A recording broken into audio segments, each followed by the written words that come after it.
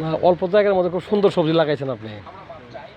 আপনি এটা দেখে খুব ভালো লাগলো। এলে গেলে একটা ভিডিও করে দিলে যাই। আমরাও একটা প্লট নিছি, মানে এরকমই অল্প জায়গার মধ্যে হয়তো কিছু সবজি টবজি জানি বুনন যায়। অনেকগুলো সবজি লাগাইছেন।